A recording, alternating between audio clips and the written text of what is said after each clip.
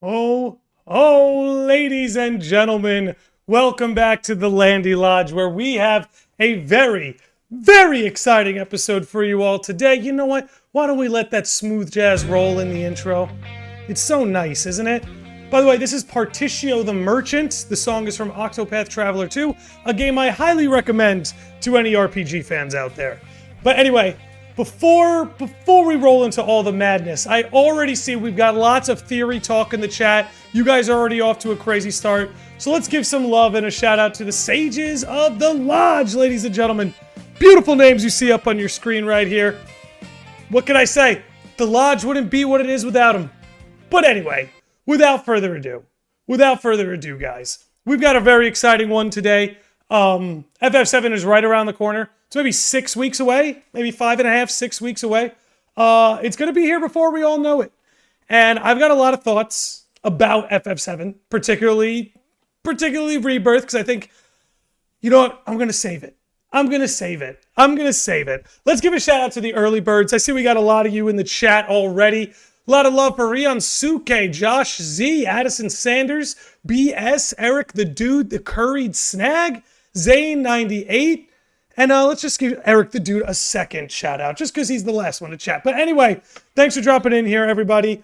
I really want to get started with the wish list. Again, I know we could all go crazy about theories and predictions, but I really want to get into my personal wish list. I have a tendency to do this with every game that's coming out. I did it with FF16. I'm doing it here with Rebirth. So I want to really iron out what my wishes are for each particular part of the game. And yeah, we'll take it from there. How are my volumes, by the way, guys? I know those can be a little wonky at times. Let me know if I sound all right. I see we got Mo Chocolate chilling already. Mo, how is your FF7 playthrough going? And yeah, I see some of you in the chat are talking about Josh Z's particular theory. Josh, if you stick around for when we get to the 1 hour portion, right after the 1 hour mark, I would love to flesh out your theory and make that a nice topic of discussion here today. But anyway, I'm not going to waste any more time. Let's dive into this little wish list of mine, starting with wish number 1.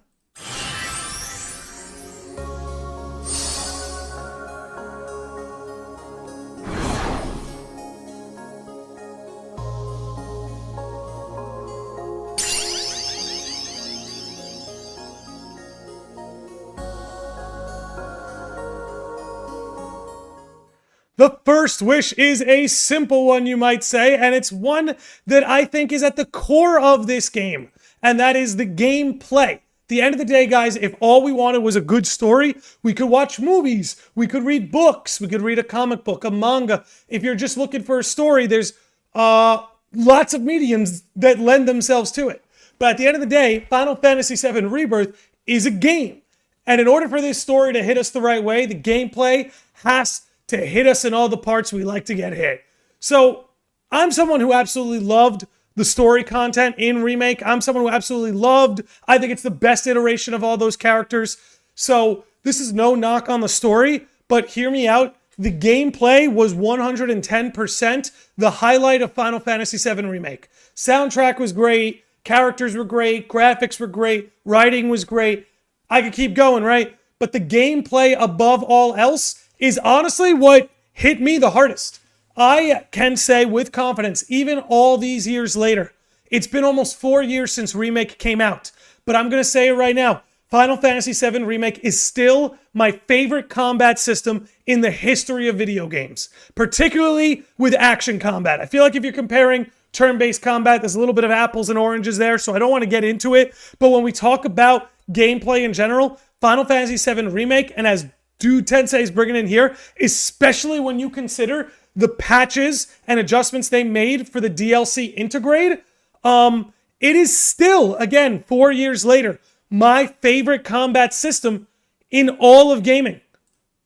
I just think the combat was so smooth, and, you know, if you tuned into my podcast, I'm sure you've heard me say this before, but just for good measure, one of the things I loved in particular was how the diverse movesets and how different every character felt when I played as them. It's like, boom, you're playing as Cloud. It's a hack and slash action game. Boom, you're playing as Tifa. Now it's a straight on beat 'em up. All right, now I'm switching to Barret. Now it's like a shooter beat 'em up hybrid. Okay, now I'm switching to Aerith. Now I'm playing like as like a red, like a combination between a red and a white mage. It's like every time I touch the D-pad, a new combat system was born.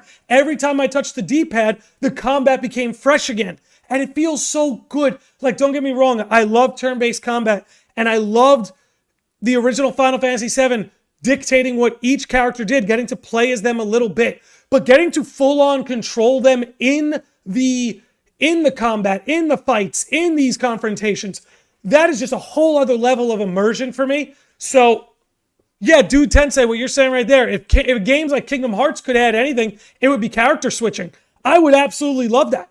And that's why I think this is such a strong game changer. Because FF7 Remake wasn't the first game to invent character switching in an action RPG, but in my opinion, it created equally diverse and engaging movesets across the entire cast of characters. Like, I kind of understand why maybe Red 13 was an assist character, because they're like, no, every character's got to be perfect in the way they were in Remake. And again, it made for, like, when you consider RPGs, and don't get me wrong, Remake was missing a few RPG elements that we've gotten used to, but the feeling of like building your team and equipping each character as they needed to be, because, you know, sometimes I like to run the OGs. I like to run Barret, Tifa, and Cloud, even though I absolutely loved playing as Aerith in Remake, and I think Aerith in general was the highlight of FF7 Remake. When you run it as Cloud, Tifa, Barret, you got to make one of them your healer. You got to make one of them your mage. And essentially what I would do is kind of run Cloud and Tifa as like DPS mage hybrids, just letting Barret hold it down as a tank. But it's stuff like that that just made the gameplay so engaging, even when you're just in the menu choosing who or what your team is going to be made of. Now, getting into my wishes for the gameplay for Final Fantasy VII Rebirth, I think the best way I could put it is playing Final Fantasy VII Remake felt like such a leap from the action games that came before it. For instance, I love Nier Replicant and Nier Automata. Amazing games that I recommend to everybody out there. I recommend everybody play them. That said, FF7 Remake's combat, in my opinion, is like an evolved level above that. And it's not a shot at Automata or Replicant. Here's another example. Final Fantasy VII's action combat is a level above Final Fantasy 15's. Let's do that. Let's go with the precursor in terms of release date, not chronologically in a story, just in case anyone gets that mixed up. Xander, what's going on, man? I'm glad you're here. But in the way that 7 Remake felt like such a leap in action combat from Final Fantasy 15, despite my love for Remake and its combat, I'm expecting a similar leap between FF7 Remake and FF7 Rebirth. And this goes, for me guys, this goes even beyond just a Final Fantasy 7 thing. It's because we are in a new console generation.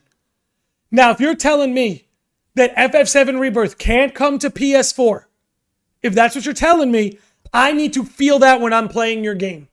I need to feel that in the combat. If you're telling me this game is too advanced, the tech is too advanced, it can't be on PS4, PS5 exclusive, coming to PC later. If that's the case, I need to feel that. And the only way for me, I think, to really feel that is if we get a similar leap. Now, let's discuss the DLC FF7 Integrate, which made a lot of updates to the combat, particularly to the aerial combat, and they added the synergy team attacks. Take a swig for the hardworking men and women at Square Enix.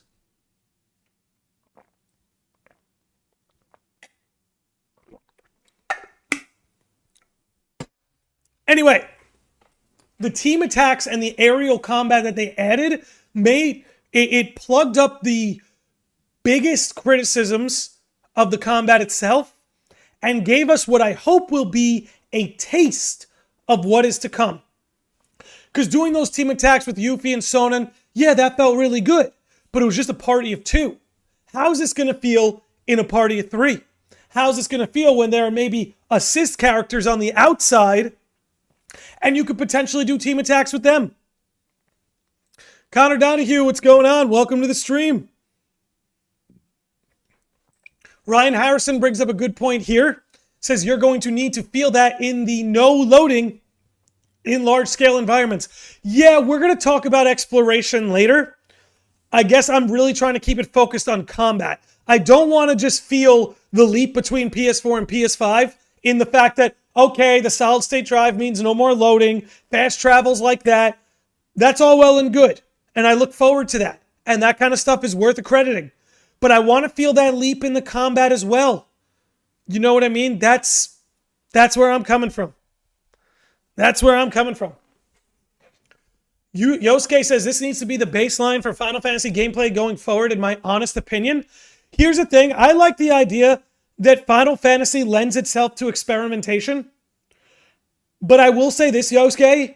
After the 7 trilogy is gone, I hope there will be an outlet for this combat format in other ways, in other spin-offs, right? Again, let's say the FF7 trilogy is done, whatever.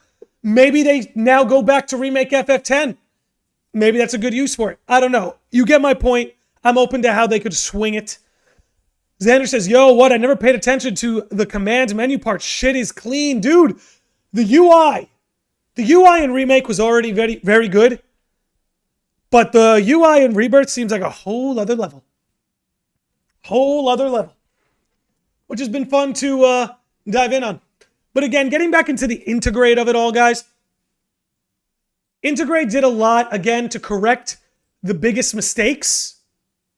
But also give us a taste of what I hope is to come. But I hope it's not just the synergy attacks.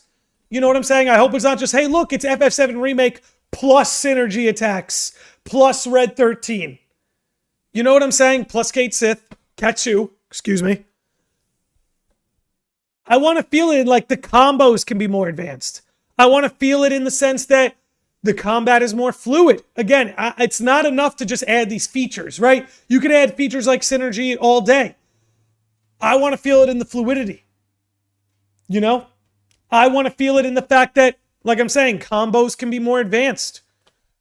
Because that used to be really cool, man. I used to love, like, my favorite thing to do in the remake combat is you fill up everybody's ATB and then you cycle around and you give everybody, within like a second's time, you give everybody a command and then you just watch it unfold. It's like setting up dominoes and then letting them fall.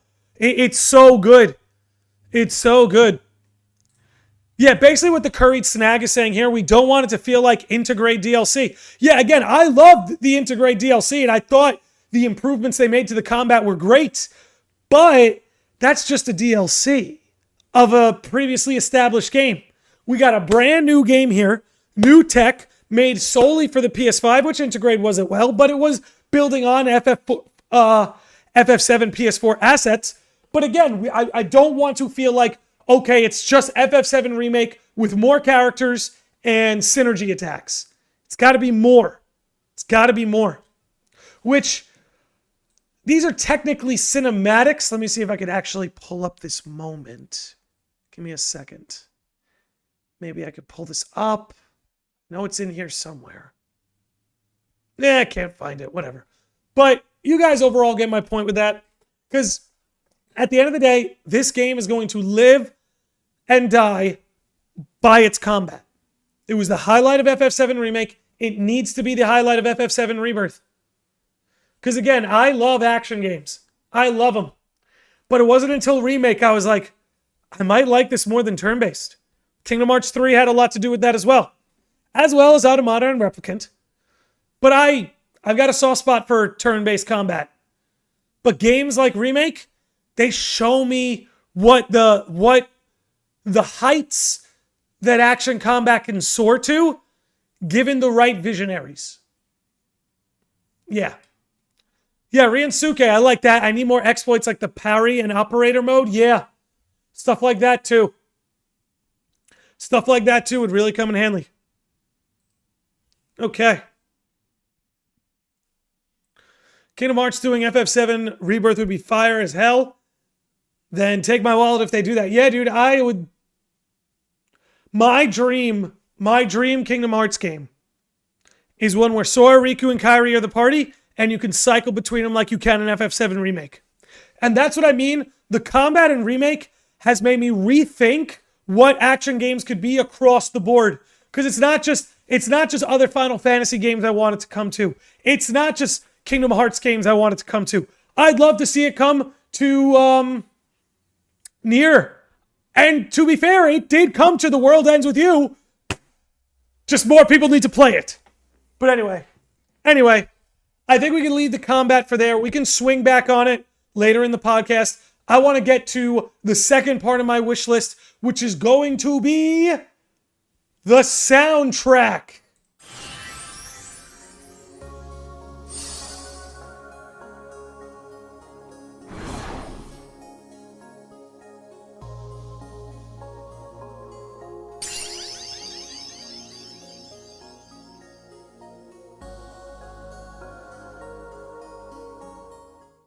Alrighty, let's talk about the soundtrack.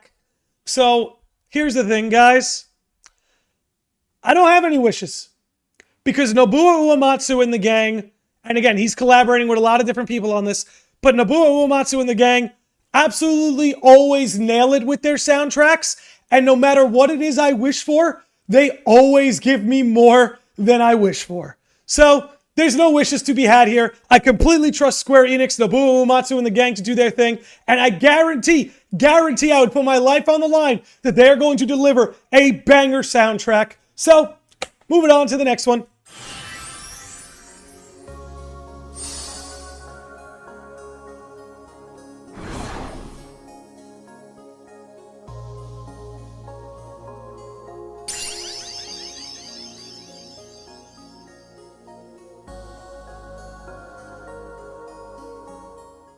Alrighty, next up is going to be our beloved characters.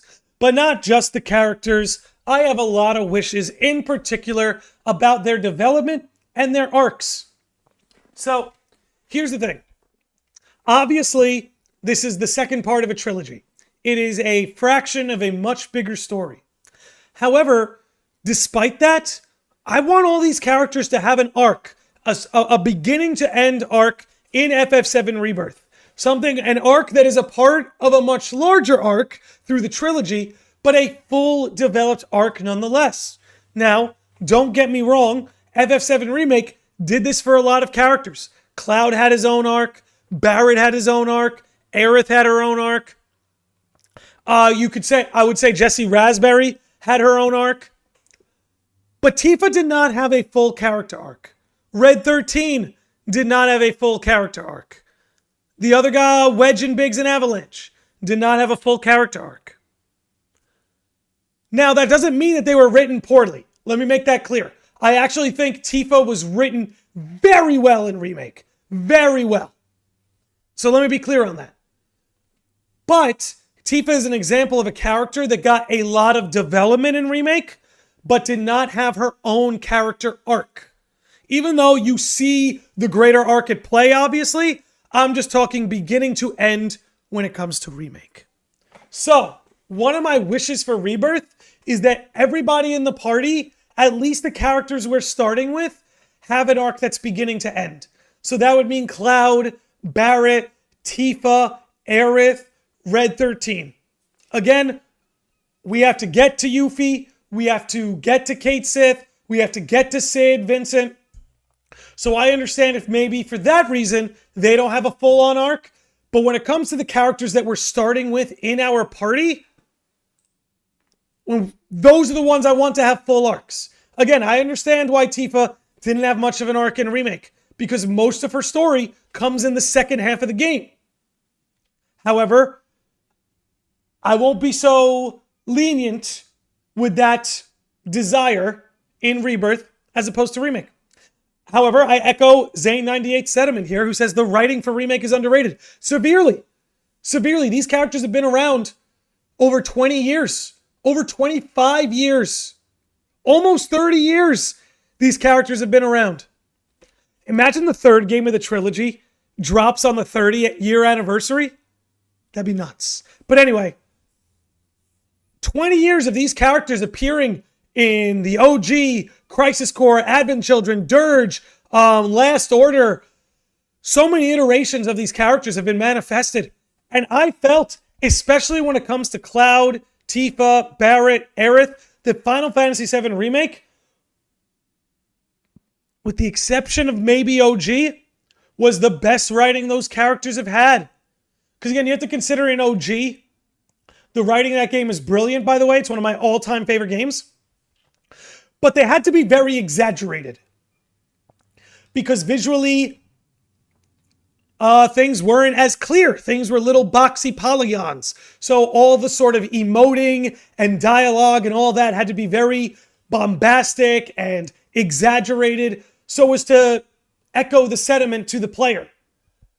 I think one of the advantages that Remake has over that is that, you know, things like seeing a character's facial expressions are a thing now. So anyway, I'm kind of spiraling out a little bit here, just kind of gushing over the writing a little bit. Even though there are places where I think the writing could be better. In fact, that's, again, part of my wishes here is I want everyone in our party to have a full arc, not something we had in Remake. But maybe now getting more on the development side of things. Let's maybe talk character development. I thought the character development in Remake was very good. However, in Rebirth, we're going to have like twice as many characters in the party.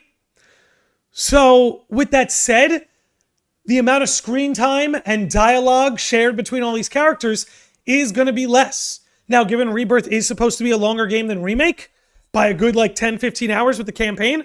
So hopefully that'll be enough to make up for that. Now, by the way, if you're tuning in, make sure you hit the like button. Really helps us be seen in the algorithm, especially while we're live. So smash the like button. Anyway, when it comes to the development, I thought Remake did a very good job. But what I want to see more, and let me see if I can pull up to an example. Let me see if I could pull up to a nice example. I want to see some more slice of life kind of stuff. You know, you got a good amount of that in Remake, but you know what? Let me sing Final Fantasy XV's praises for a minute here. One of the things I liked about FF15, even though, you know, it's my least favorite Final Fantasy of this generation, but again, we have a very strong generation. I'm talking 14, 15, 16, and then Remake.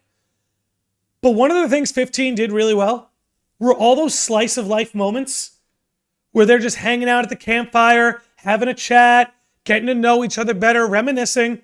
Remake gave us some of that. I want more. I think we need more. I think we need more. So when it comes to development, you know, having a slice of life moment doesn't in itself qualify as character development, but I think those are the best moments for character development because it's when characters typically are off guard or they break persona. Like, for instance, swig for the hardworking men and women at Square Enix.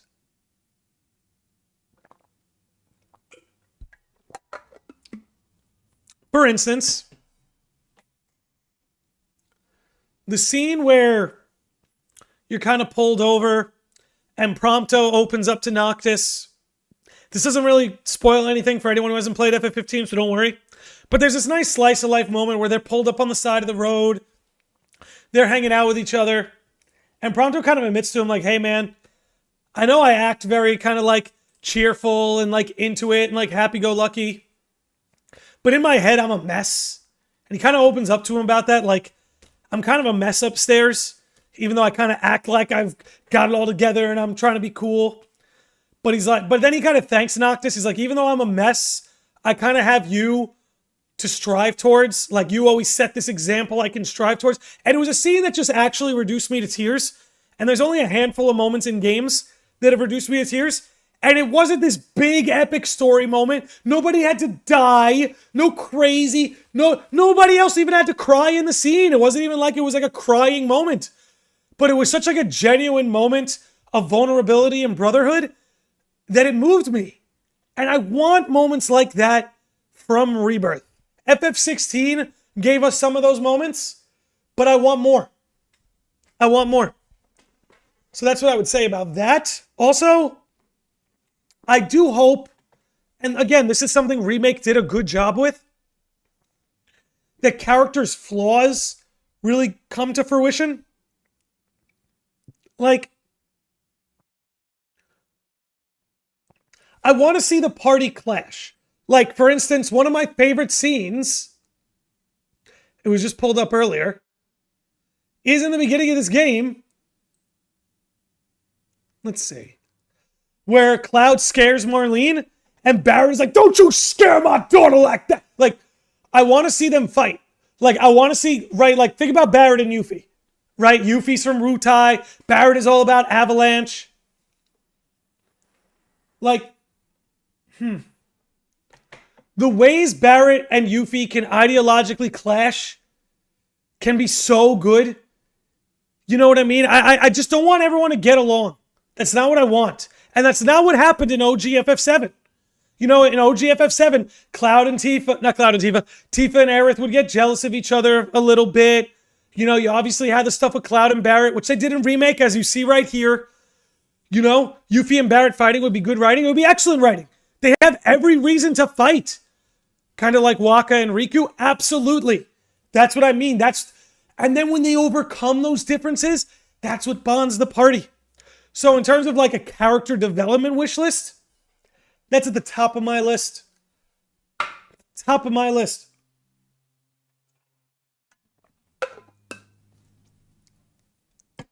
Also, at the end of the day, I do think some characters will get cut short a little bit. Like, I don't have a lot of hope for Vincent and Sid to get a lot of development in this game. I really think they're just going to kind of be introduced in the way Red 13 was. So I don't think we're going to have a whole lot of that. But I will say, I would like to see Vincent interact with the Turks. See how that goes. For those who played Dirge, you probably know what I'm talking about. But overall, when it comes to those characters, I'm not going to really expect too much.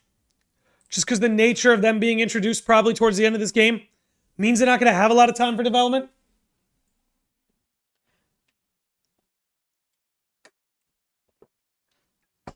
Had to make myself a little coffee for tonight's episode. Okay. Yeah, and you know what? Actually, Eric the Dude, you bring up a good point here. 15 had great little optional moments. I actually wouldn't mind if a lot of those, like, slice of life scenes had to be unlocked by way of a side quest. You know what I mean? I would not have a problem with that.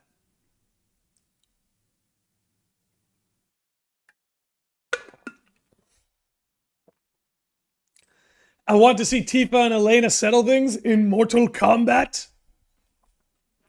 Elena, they're really going in on Elena this time around. She was kind of just like there in OG. Like, don't get me wrong, she's there. I just hope she's as much as a clown as she is in OG. Because she was pretty funny. She was pretty funny in the original, I gotta say. But anyway, as far as character development and all that goes, I have a lot of faith in these guys. They did such a good job in Remake. I expect them to do equally as good a job moving forward. Yo, honestly, I would love it. Tifa should come to Tekken. Tifa should go to Tekken. Look, Noctis was in Tekken 7. Put Tifa in Tekken 8. Do it, Square. Do it, Square. Do it.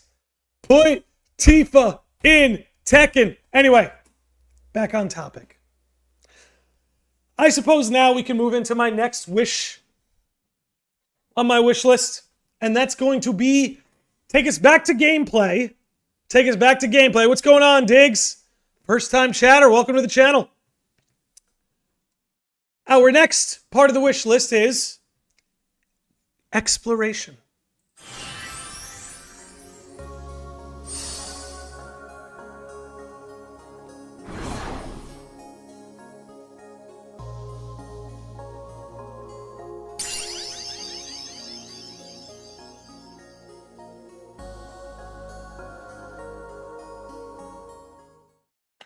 Okay, so one of the best things about the original FF7. What's going on, Miyu? I'm glad you're here. She says, I'm replaying Remake now, and I'm definitely really starting to believe the theories about Aerith, knowing what's going on, knows the OG story. Yeah, we'll get into some theory talk a little bit later, but I will say, I think it's basically confirmed. Anyway, one of the highlights of OG was the exploration of that world map. Now, by today's standards, it's very flat, it's very empty. But by the standards of the late 90s, that was remarkable. And that cannot be understated. That cannot be understated. As much as it has aged by today's standards, by the standards of when it's released, that was one of the best maps you could explore in all of gaming. I am expecting, again, the bar I've set for Rebirth is very high. I'm not going to lie to you guys. I have set a very high bar. Because you know what? You're trying to fill OG FF7's shoes. And I respect that gamble enough to hold you to a high bar. But anyway, exploring this map needs to be equally as breathtaking. And look, side quests are going to side quest. There are good side quests. There are boring side quests. I'm willing to bet we get a mixture of both. Look, you give good side quest rewards, a lot of people will remember it more fondly. Anyway, side quest gonna side quest. Beyond the side quest, I hope that there's like really nice landscapes and like nice views and like you maybe like look at a mountain and be like, you know what, I want to go to that mountain. And you go to the top of that mountain, you have this really nice view of everything, and then maybe you can see Junon Harbor in the distance. You guys know what I mean? I want to really feel like I'm in the world, you know, and see what it looks like from that view. Instead of that top-down overworld view where the character, like, at scale is, like, large compared to the cities, which are tiny. I can't wait to see it at scale, or maybe, we stand on the edge of a cliff, and you can see maybe Midgar in the distance, or Calm, or Wutai, stuff like that. Also, I hope there's a lot of random caves, and caverns, and paths, and settlements. Like, I hope it's full, because I'm sorry. I played a lot of games with open world maps and big maps, and so much of it is just vacant. It's vacant. It's no coincidence half these open world games are in a post-apocalyptic setting. Because it's a good excuse to leave the freaking map half empty. I don't want that. I want it to feel like this world is lived in. The way Midgar felt. You know? The way Midgar felt. And Midgar was so linear. It's like you were on a train track. Anyway, so linear, but it still felt alive. You know? It still felt alive.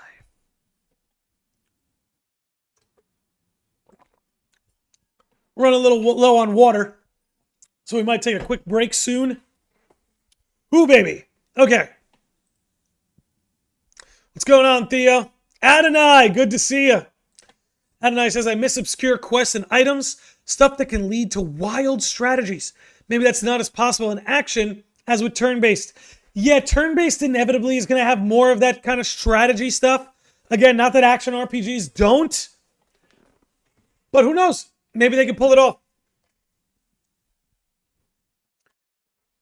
But yeah, getting back into the exploration of it all, that's really what I want.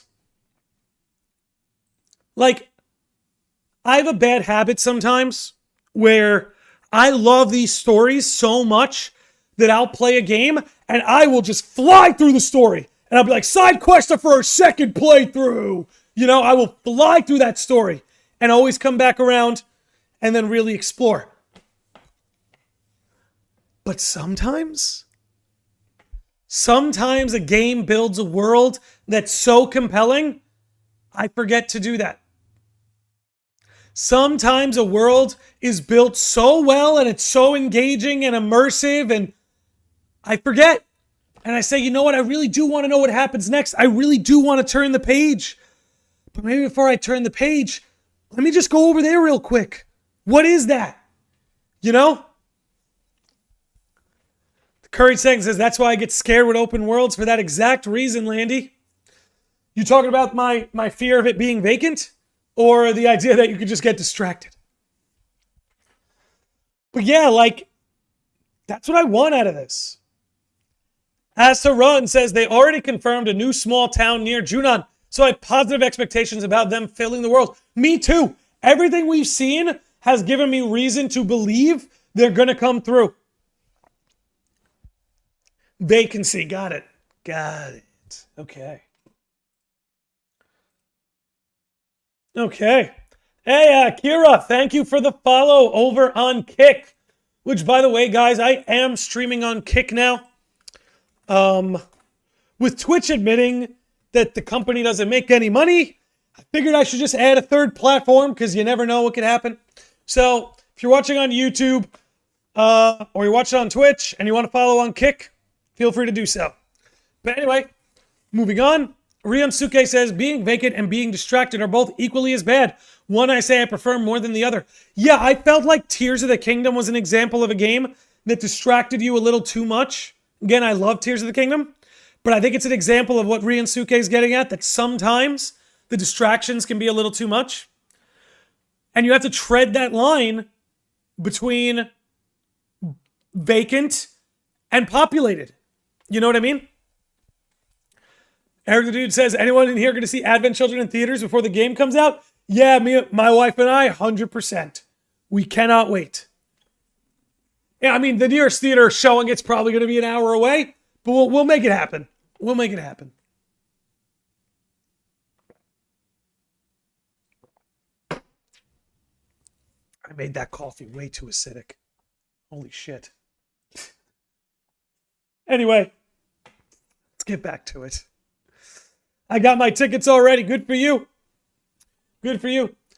But yeah, fighting is my main, second, and last priority. The combat's my number one. I got into that earlier in the episode, but the combat is definitely my number one. No question. Okay. Where are we at? Wow, we're 41 minutes in already. What's next? Ooh, perfect. All right, moving into the next wish. And that's going to take us to not the characters, but the story.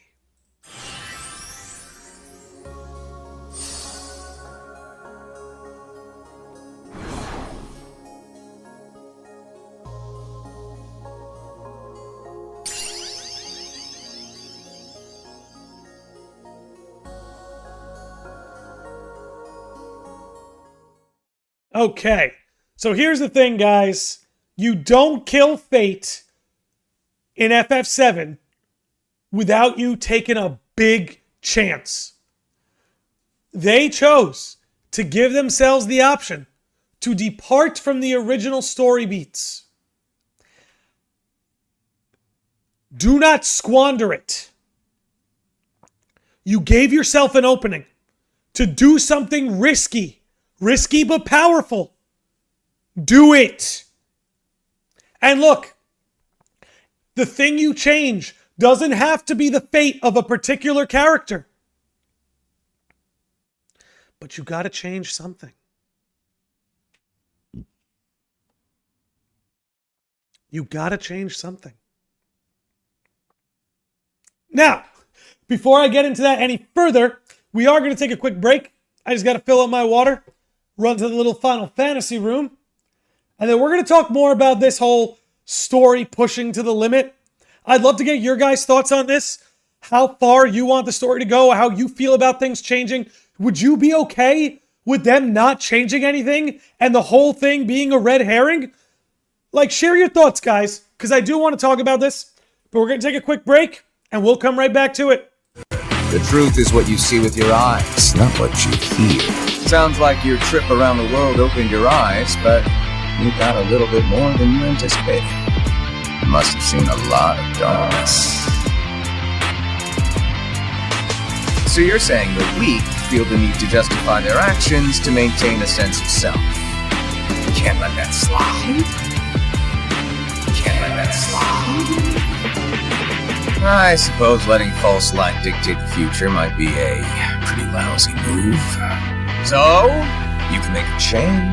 You have that power. What do you want for the world? You believe the world needs you. Sounds like you already know where you're headed. If you truly possess great power, the darkness can't control you. All of this was decided. You really think you can change the future? All of this was decided. The truth is what you see with your eyes, not what you hear. All of this was decided. Why not just sit back and watch it play out? All of this was decided. May your heart be your guiding key.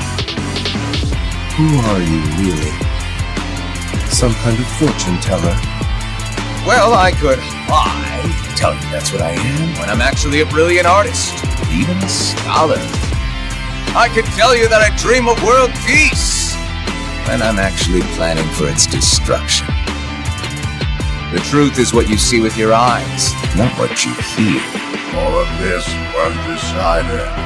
You really think you can change the future? All of this was decided. The truth is what you see with your eyes, not what you hear. All of this. Okay, we are back. And Luck Snake, thank you for the follow-on kick. Thank you for the follow-on kick. Which, again, look, if this is in particular for my, we'll do a little PSA for my subs on Twitch. If you sub to me on Twitch, I would much prefer you sub on Kick. Twitch takes a 50% cut. Kick takes a 5% cut. I'll leave it at that. Let's get back into this episode. So, here's the thing, guys. I cannot overstate enough how much I love what they did in Remake. I know there are some fans who have a problem with them killing Fate and them departing from the original in some way. And you know what? I respect that opinion. You know, I've spoken to a lot of, some creators in the space, some who aren't as psyched about them doing this as I am. And it's an opinion that I respect at the end of the day. But let me tell you something. I have more respect for the writers who took this chance, okay? So much, just to get a little existential here, so much of our culture, be it in gaming and movies, is just remaking stuff and just putting a fresh coat of paint on something and serving up an old dish with a new flavor. And you know what? That's fine. All these remakes and remasters we're getting, there's nothing wrong with them per se, but I will tell you that it is ballsy of these FF7 devs to go, hey, we know you all love FF7, we know you all love the story of FF7, but we're going to take a chance. We're going to take a chance and change something. We're going to take a chance on our story because we understand that the element of surprise was very important to the narrative of FF7 Remake. Because here's the thing, guys. If you have an unreliable narrator, but you know where the story's going, the story loses all of its flavor.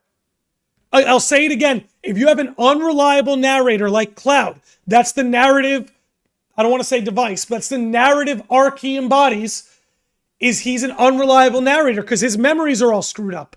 But here's the thing.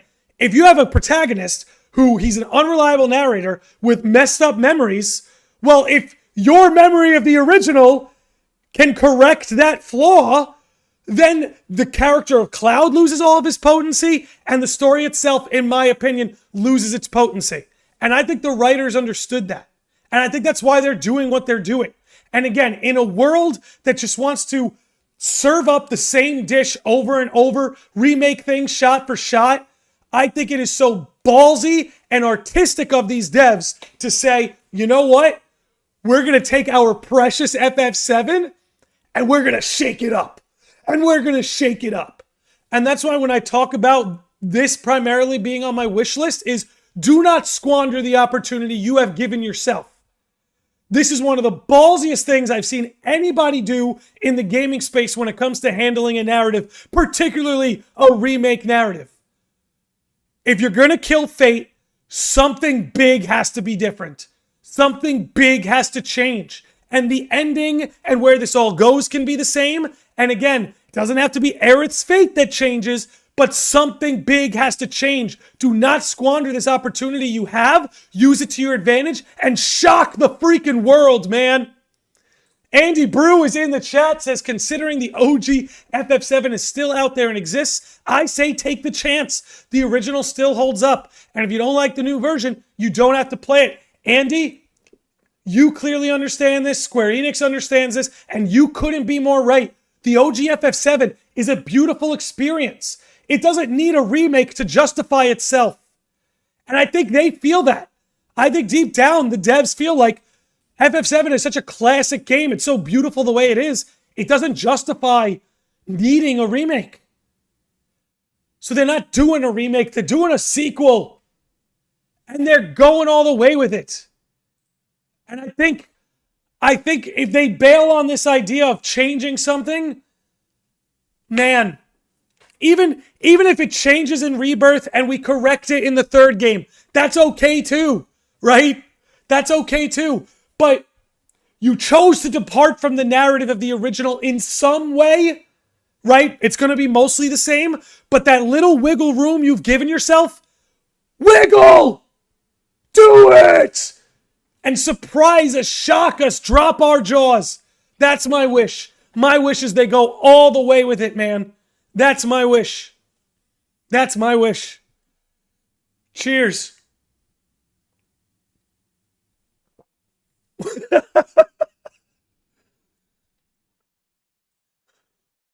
Wiggle. By the way, check out this Naruto mug. Isn't this sick? Isn't this sick? Anyway. Yeah, they got a wiggle. Like, I ain't joking. I ain't clowning. You know what else I ain't clowning about? That you better follow Andy Brew. You better follow Andy Brew. He just did a reaction to that latest trailer that is more than worth watching. So make sure you follow my boy. If you don't follow him, I'm officially mad at you.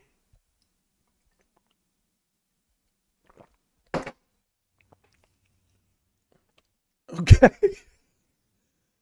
Let's go. Landy, you just created a meme? What, the wiggle thing? I guess so. Yo, I got an Itachi mug and Naruto Sasuke color changing mug. That's sick. That's sick. Okay. Okay. Wiggle, wiggle, baby. Somebody clip that. Somebody clip that. We can make it a YouTube short. I'll put it up. Okay. Let's move on to my final wish before we get into some theory and prediction talk, which we're already treading that line. But anyway, let's get into it. My final wish on the wish list has to do with none other than the always highly regarded, the always beloved NPC.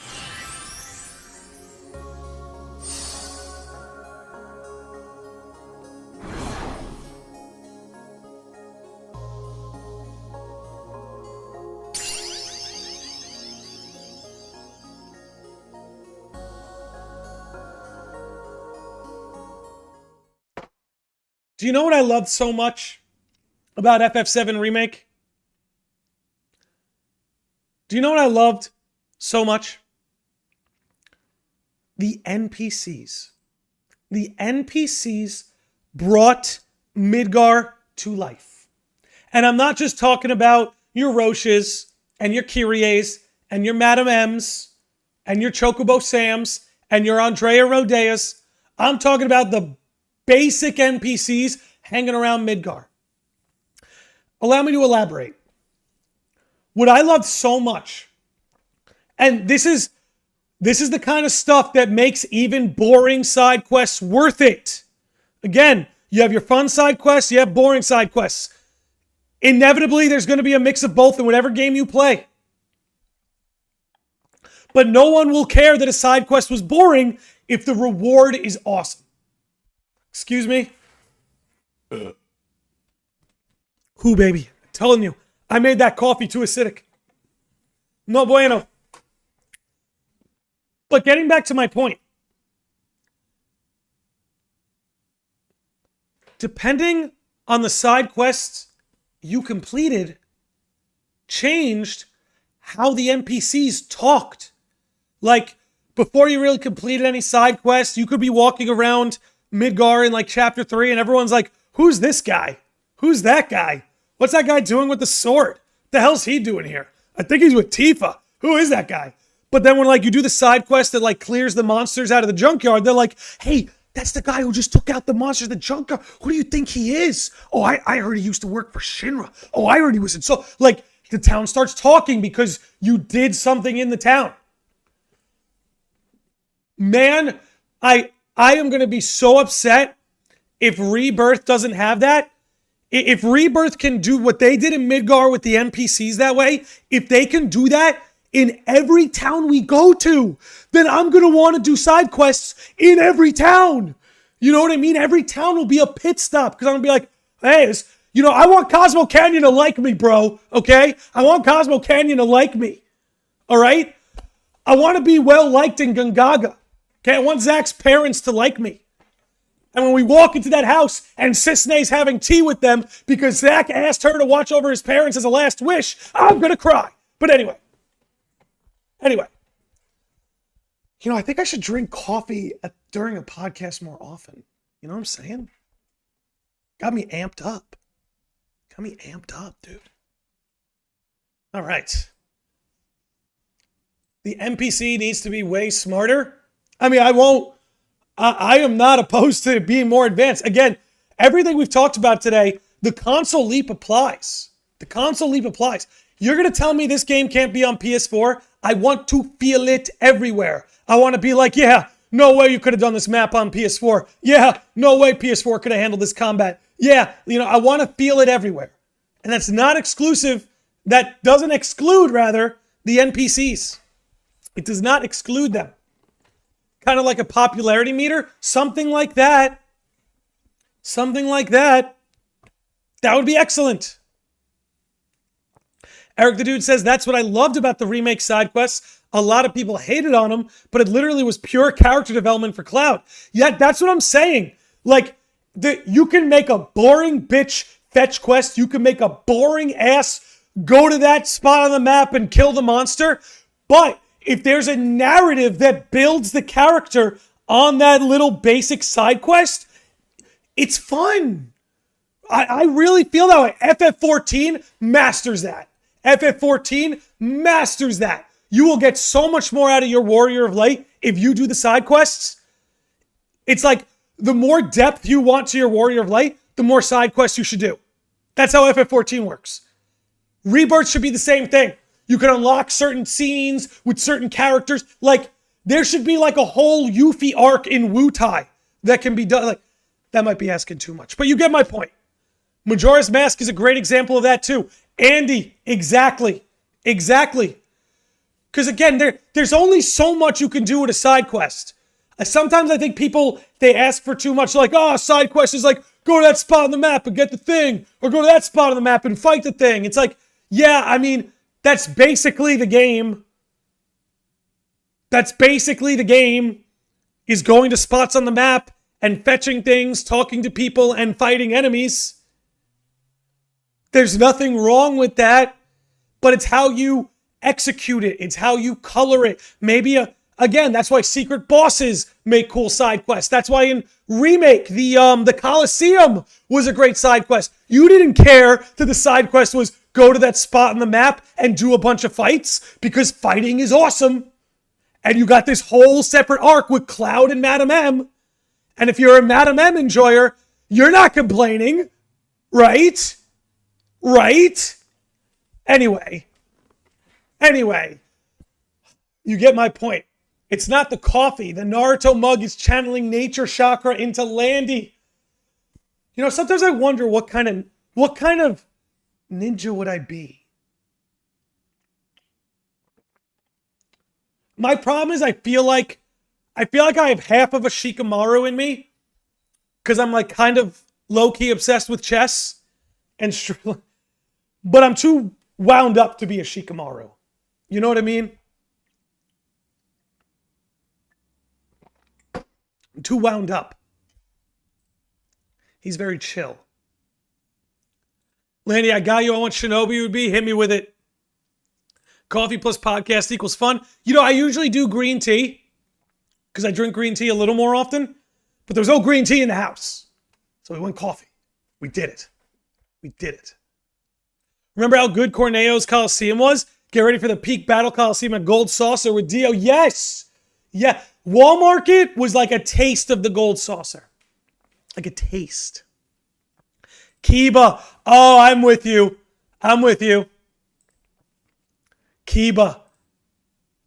I could see a little Kiba. If you take Kiba's temperament and like Shikamaru's tacticalness, I think so. I think so. Okay, yes, Andy Brew will be streaming Rebirth, as will I. You should have us both up on your screen at once. Competition's good. Jesus. Anyway, what were we talking about? The NPCs, yes. Okay, so the NPCs, okay, so enough about the basic NPCs. Now I want to talk about Roche, Kyrie, the Wall Market 3, the whole bunch. You know what I mean? These kind of NPCs. They were such a colorful part of Remake. I'm scared that there's too many of them now. Right? You have your Bugenhagens, like we see on the screen now. You have your Dios at the Gold Saucer. I almost worry there might be too many of them to enjoy one too much. Landy, you're going to watch Advent Children in theaters? Absolutely. Absolutely. Absolutely. But I hope that there's a handful of these NPCs that get a lot of focus. Like I showed Roche and Kyrie in that transition for a reason. Because I kind of want Roche and Kyrie to have arcs. Maybe I'm asking too much, right? I want all the side characters to have their own arcs as it is. But now I want these NPCs to have arcs. I understand I might be asking too much. But I think you have a very unique opportunity with Roche in particular. So Roche is obviously part of the soldier program, right? And now we all know what happens to these soldiers with the cellular degradation. Imagine we watch Roche go through the cellular degradation, like we keep bumping into him on the map, but the further we get into the game, the more the degradation is taking over him. Yeah, Andy, like you're saying, we're going to see Roche's descent into madness. Right, that's the kind of stuff I want to see. They have a really unique opportunity with him. I think it would be wasted if they didn't do something like that. It would be wasted if they didn't do something like that. You know what I'm saying? And like with Kyrie too. Like the Kyrie side quest in Remake were really good. The Angel of the Slums and all of that. I thoroughly enjoyed that. I thoroughly enjoyed that stuff. So I hope she's involved. And based on one of the trailers, we see Zack like trust her with Cloud for a little bit. So maybe. I also thought her and Tifa had interesting interactions in Remake. It could be a little like bit of a projection, but I kind of got the impression that Tifa kind of adored Kyrie. Like in a sense, she saw a little bit of herself in her. You know, that kind of like, you have to, like that sort of Machiavellianness. Because that's the thing about Tifa. Tifa can be a bit of a Machiavellian in the sense that like, you gotta do what you gotta do to survive. You know? Like she's selling half-busted water filters and saying Cloud, like legit, like you gotta consider that, right? Again, I love Tifa and she's a good person. But when you meet her in Remake, like, she's a little bit of a like slummy scammer. You know, like people are complaining the water filters don't work. And she points to Cloud and goes, my associate handles payment disputes. I did not mean for my camera to move like that. That was very weird. Anyway, but yeah, they're like, hey, the water filter you sent me is busted. And then she's like, yeah, my friend here with the giant sword, he handles payment disputes. Like, you know what I mean? And like, she doesn't want to be that way, but she's doing what she has to do to survive. Her home was destroyed. She doesn't have any parents she can rely on. She lives in the slums as it is. Seventh Heaven probably doesn't make too much money, and it's got to be split between her and Barret. So they got to sell these water filters to turn an extra profit, but they're busted, and they got to threaten Muscle to make their money. This is, to me, what makes Tifa a very interesting character. And I think that's why she kind of sees a little bit of herself in Kyrie. Ryosuke says she was not really a scammer, and the materials they use try to recycle. I'm not being too harsh. I'm not saying she's a full-blown scammer, but you cannot dismiss the fact that one of her customers was like, hey, the water filter doesn't work. And she's like, my associate handles payment disputes. You know? That'd be like one of you guys being a sage of the lodge, and you going, hey, Landy, I'm a YouTube channel member, but I can't watch the gaming live streams. It says members only. And I go, yeah, you know, my county police, or I just, that's a bit extreme. But I pull some muscle and I go, hey, my musclehead friend over here handles channel member disputes. You wouldn't like that very much. You know what I mean? That's all I'm trying to say. She tried to say something before he insulted her. He's not exactly being great. The whole point is it shows you life in the slums is very, like, do or die.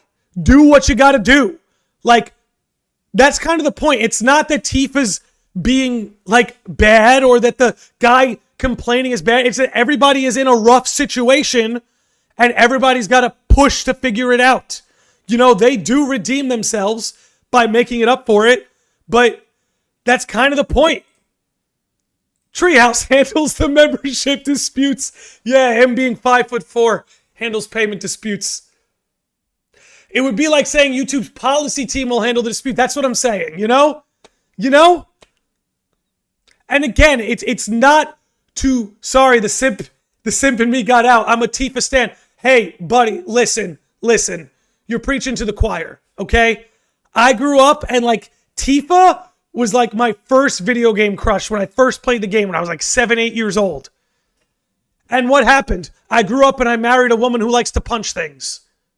So I'm a Tifa stan and I live it out as best I can. Okay? I'm with you. But we would be doing her character a disservice if we did not acknowledge the very rough and tough situation that she's in at the start of the game. You know? So I would love to see that further built upon. She brought Cloud for those situations. Yeah, man. My mod Umbra handles channel disputes. Umbra's here. What up, dude? What's going on? Glad you're here. We're chilling. All right. So, we've done a little bit of theory talk. Is Josh Z still here? I know Josh Z has a baller theory that I would love to get into.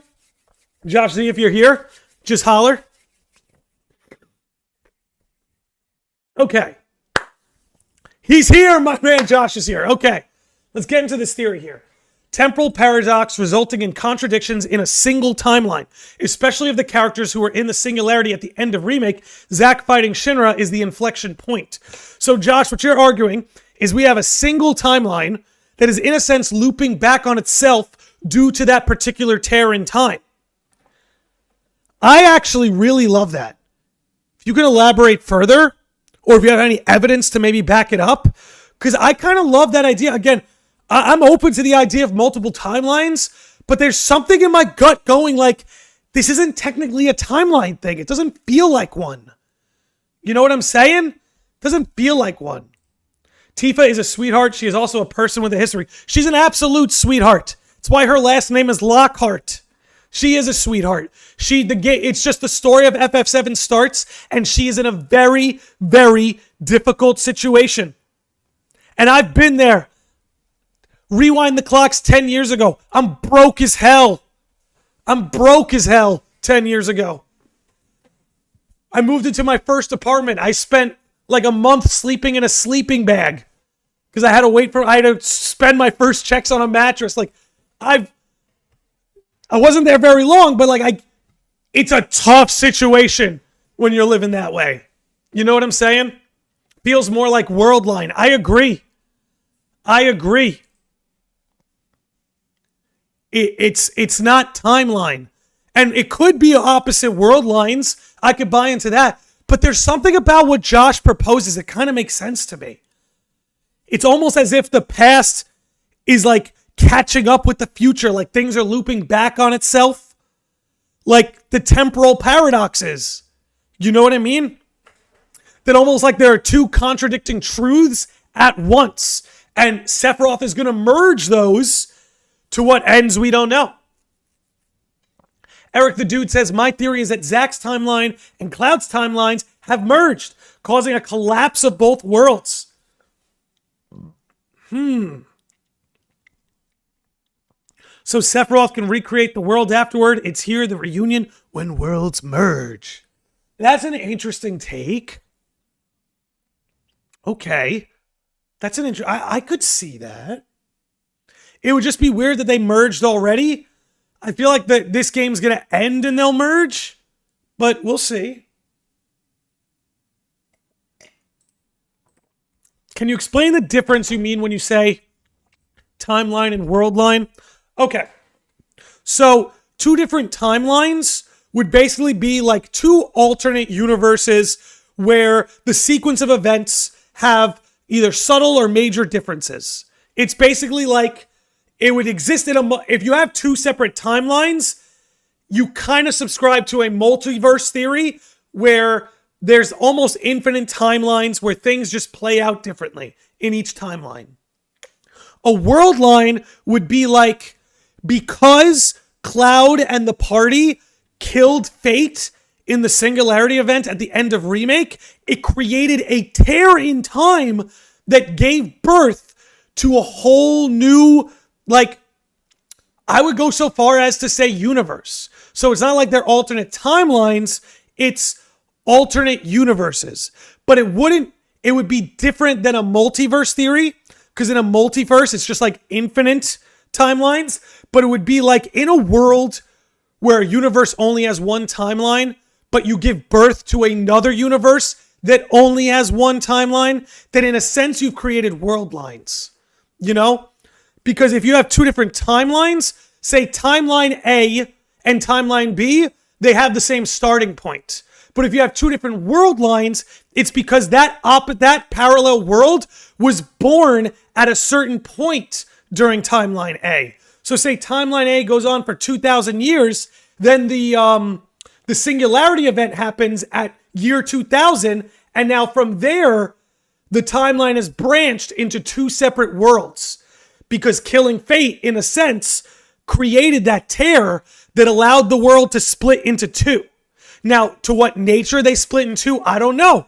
I've posited the idea that they've split into two worlds, where one world line, everyone's alive, and in another world line, the people who are dead in this world are alive in this one. Now, there's some room for nuance there, because obviously Elmira and Kyrie are in both worlds, but I think it's the planets chosen, which they use language like that in this trailer. Hear me out. Hear me out. Let's go back to this newest trailer. Right here. Check out this wording, right? Okay. Those destined, right? And they keep playing with this idea, right? The planets chosen, right? There's the planets chosen. Those destined. The ones that can see the whispers, right? Follow them, the yellow flowers. I believe that's what they're referencing. Those destined, they're the controls in the world line. So let's say you have those who are chosen by the planet, those destined. You have the main party, Rufus, Zack, and Avalanche. Because everyone that I just listed is able to see the whispers. Or at least it's implied as such. So how do I put it? If Zack is dead in world line A, he'll be alive in world line B. If Biggs is dead in world line A, he'll be alive in world line B. Same goes both ways. Because Tifa is alive in world line A, she dies in world line B. And maybe that's why Cloud and Aerith are unconscious. And maybe the reason why they're unconscious and not dead is because there's some part of them that's going to swing between both worlds. You know? There might be something going on there. I hope that made sense. I hope what I'm saying makes sense. That you have one world line that's of the living, one of the dead, and the control there is those chosen by the planet are the ones whose fate is different between world line A and world line B. It's why Elmira and Kyrie can be in both worlds, but Zack and let's say Zack and Tifa cannot. That's really what I'm trying to get out there. But again, I hope I made that relatively clear. Brain broken from too much information. It's a lot, but that's what it's designed to do. Just like Cloud's brain is broken, they want to do the same thing to us. That's the meta of this FF7 trilogy, is they want our brains and memories as compromised as Cloud to immerse us in the experience more. It's why for 4 years, we've all been spinning around in circles about timelines, world lines. Another example, Hillary, of what could be considered two world lines instead of timelines is consider that the world Zack might be in might be a world that exists within the life stream, because the life stream is made up of memory, right? That's like the DNA of the life stream is memory. So Zack and Biggs might be alive in this world of memory because memory is what keeps you alive in the world of FF7. That's why Sephiroth says, I will never be just a memory, because when you are a memory, you can exist in that world line.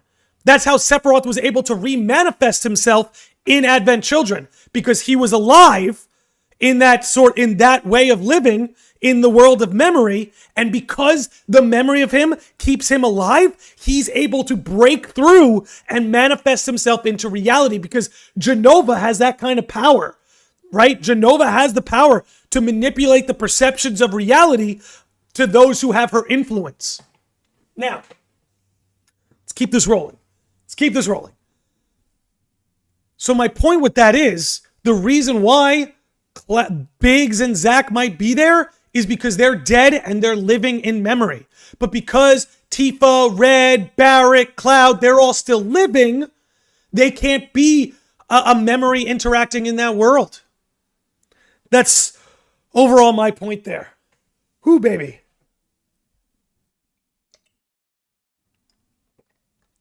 Okay.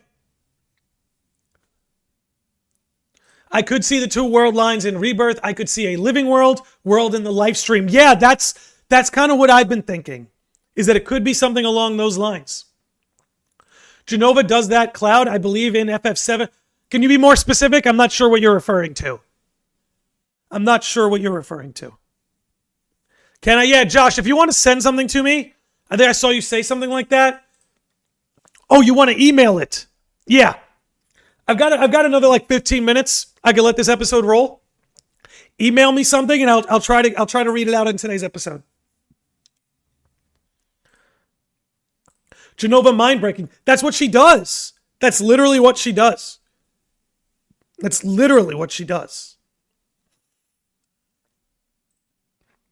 what makes her scary, dude. All right, let's see how we're doing. Those of you watching on YouTube, this is your reminder to hit that like button. It does help me get discovered in the algorithm. Goes a long way. If you're watching and you don't happen to be subscribed, make sure you subscribe. You don't want to miss out on this shit. Come on. All right. Eric the Dude says, I used to subscribe to the Zack livestream theory until the State of Play release data trailer. A question I have, how could Kyrie and Marlene exist if they are still alive? This is what I was getting at. Eric the Dude says, do the memories... So Eric the Dude, the way I was trying to explain this, and that's why I have this up on the screen right now, is there are only certain characters that can see the whispers. Because these are the characters that are destined to change fate. They are the planet's chosen. This includes the main party. This includes Avalanche. This includes Rufus. These are the characters able to see the whispers, see fate, change fate. They have a role to play. They are the only ones affected in this idea of the world of the living and the world of the dead. They would be the only ones affected because they are the planet's chosen. And again, that's just trying to make this particular theory viable. That may not be what the case is. But that's one of the ways this can be compatible, because they keep insisting on this language. Those destined, look, for rebirth, I think it's even more, do not fear the unknown. So, I'm fairly certain that Zack is playable, but I'm curious how he factors into the game's length. I don't know. It's a good question. I hope there's a chunky segment. Also, Landy, my novel, please, I have a question. So the novel I'm working on is long, and I'm wondering, would you like it in bits, like chapters, or shorter? Give me one chapter at a time. I think that would be best. You give me one chapter at a time, then I can give you like chapter reviews. I said earlier that maybe it's possible to Kingdom Hearts worlds where the world lines are running at different time speeds. I think something like that is almost certain because like Zack's moment in time is very weird. Like he spawns in during the last stand, but it seems like by the time he gets back to Midgar, Aerith has already met up with Avalanche and the rest of the party. So there's a bit of a temporal paradox there, which is what makes me like Josh Z's theory. Which, let me check my email. See if he sent something to me. All right. There we go. Okay, I haven't gotten it yet, Josh. And don't worry, Josh, there's going to be more FF7 podcasts. So if we don't get to it today, we'll get to it on the next one. I'm just wondering about Jessie and what will happen with her in Rebirth. She's a conundrum. She's a conundrum. Like, it looks like she's alive in the gold saucer, but that could be a VR projection.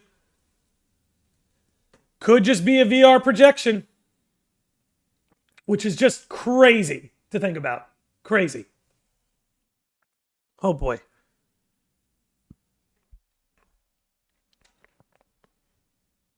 I'm just wondering how the Whispers are still around. Didn't we annihilate them at the end of Remake? And that was the whole point of Sephiroth's plan? I'm missing something. Go back, watch. So hear me out, Zane.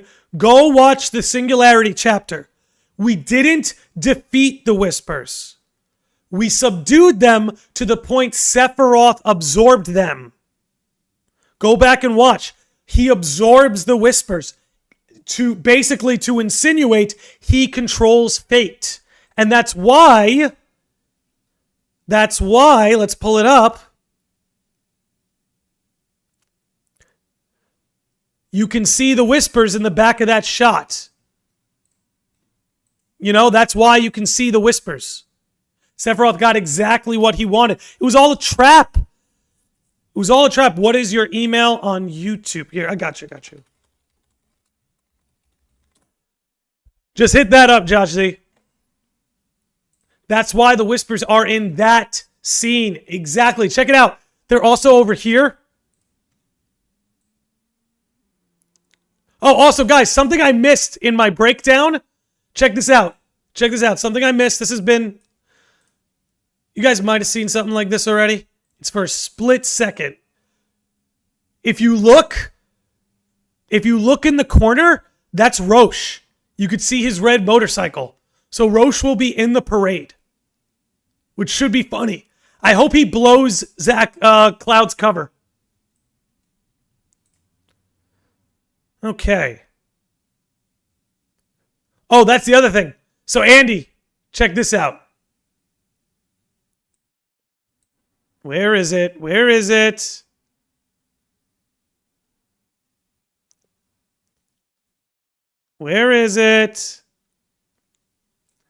Give me a second.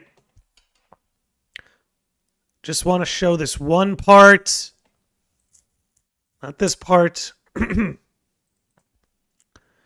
on now. The Whispers are here too. I think this could be the scene. Like, guys, I think this could be the scene.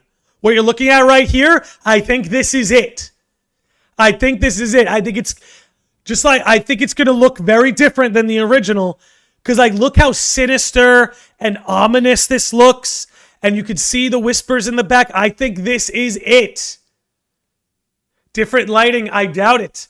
I think this is him, like, emerging through. Like, here, where is this? 2 minutes 47? Let's back it up. I don't know, Umbro. Look in the back. The further we move to the back and up, the closer it gets to that lighting. I think there may be a portal there, and he's going to come through.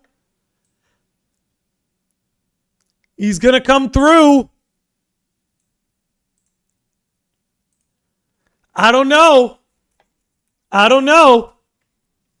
Do you think Aerith and Sephiroth will actually have dialogue? Yes. So much. He says, Scott Lane says he's going to stab Tifa this time.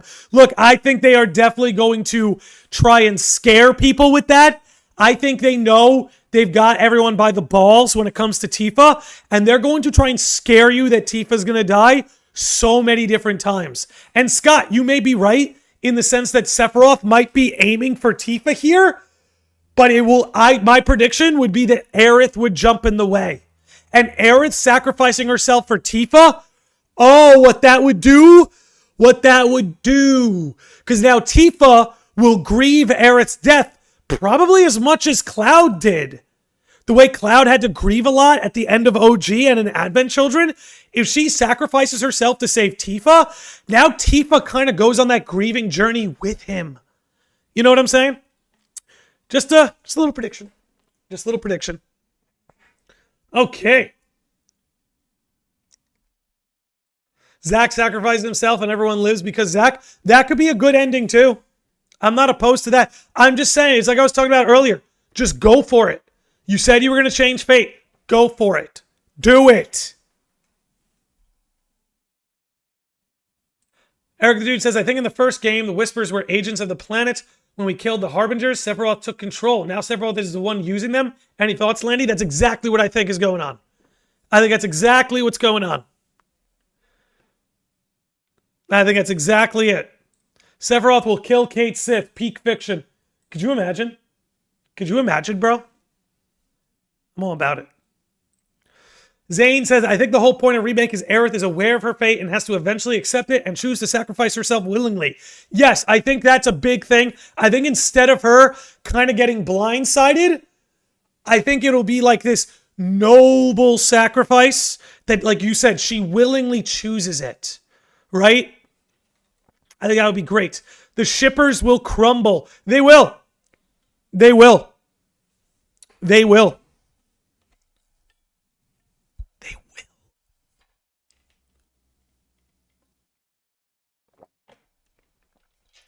Which, I am so, let me just say, pardon my French and what I'm about to say.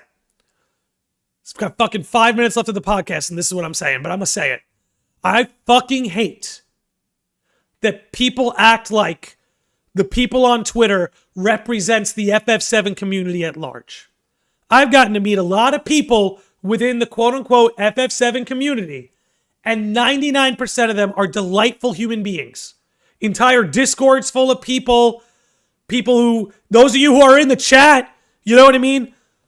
People in other people's chat, other FF7 creators chat, other FF7 creators, 99% of the people in this space are completely delightful, and I am sick, pardon my French, and fucking tired of people being like, the FF7 fan base is just the worst. Well, guess what? If you close the app of Twitter or X, if you close that app, so I will promise you the FF7 community is beautiful. They are beautiful. And that's the thing. I'm sorry. Twitter's not that toxic when you know how to use the block and mute button. Listen, no disrespect. But when I see people like that, I mute and block them. It's nothing personal. You know what I mean? But I'm here for a good time. And if you're not here for a good time, I mute and block you. I was going to ask if you saw the Cody Christian Twitter stuff he was talking about. Cody Christian nailed it. Let me just say, I pretty much back up anything Cody Christian had to say. Whether he's talking about the way this stuff works in fiction and the way characters can be multifaceted and have romantic feelings for multiple people at once. You know, human beings are complicated. We as individuals are multifaceted. Anyway, I'm just saying, I think the FF7 community is beautiful. And the majority of the people I met, be it the people who have been here in this stream, in this chat, the people who hang out in other creators' chats, the people who are particularly in my Discord, or the people that I follow on Twitter, most of these people are delightful, passionate fans who can't wait to enjoy this stuff with like-minded individuals. So I am so tired of people acting like the FF7 community sucks just because there are some people on Twitter who like to make some noise. Close the app, and I promise you, this community gets a lot more wholesome. And again, let me look. We've been on the air, what, for an hour and a half right now? No one in the chat's ripping their heads off. No one in the chat's ripping each other's heads off. So that's all I'm going to say. I'll leave it at that. In FF7 it seems like she was trying to prepare them in case something bad happens. Yeah, you don't fall in love with me. Or you can't. I remember explaining the FF7 shipping wars to people outside of the family. I felt like I was going insane. But that's the thing, guys, is like when you get to talk to these people, most of them don't play the game.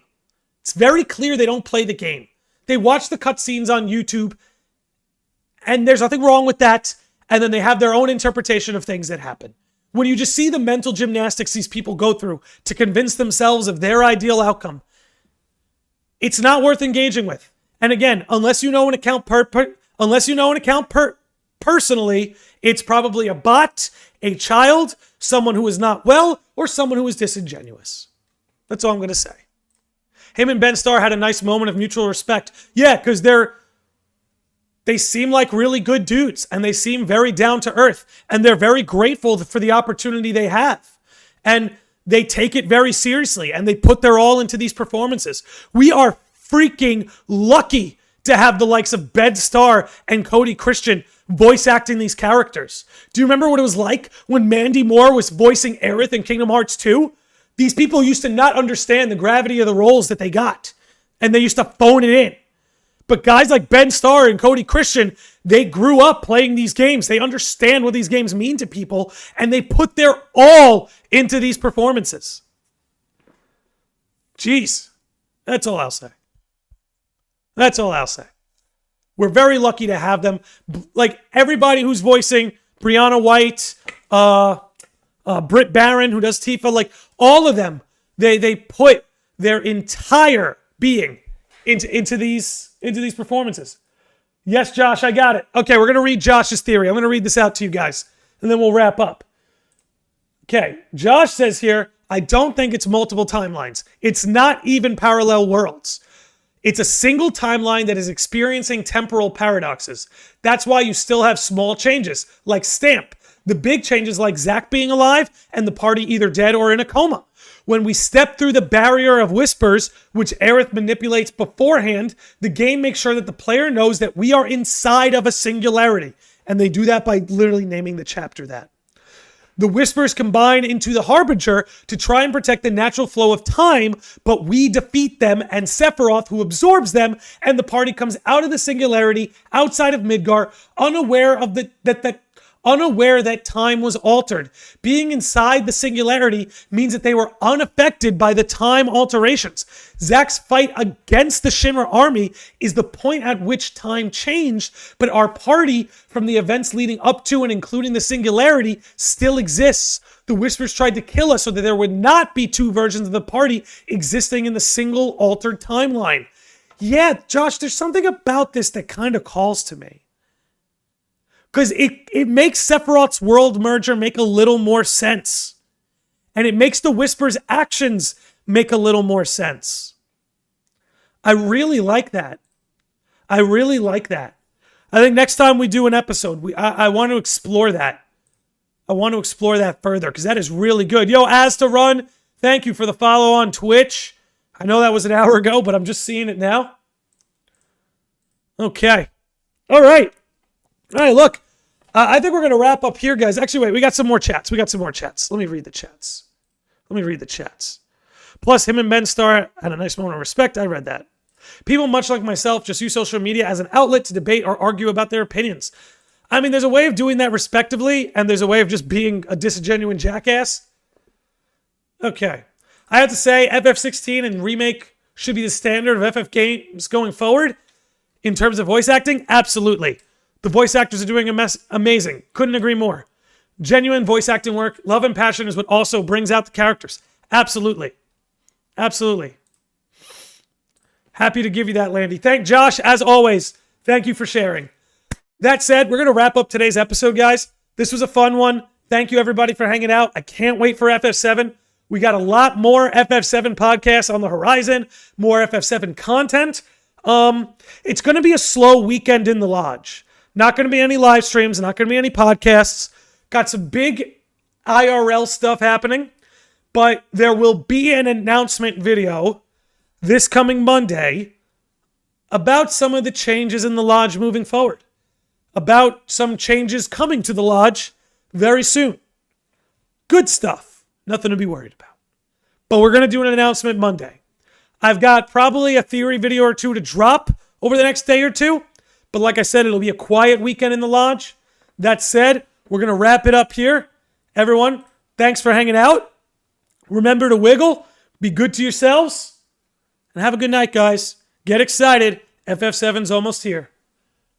Let's see. How are we doing on Twitch? Can we do a raid?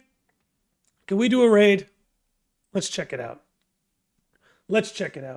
No, nobody's fucking watching on Twitch. Fuck it. All right.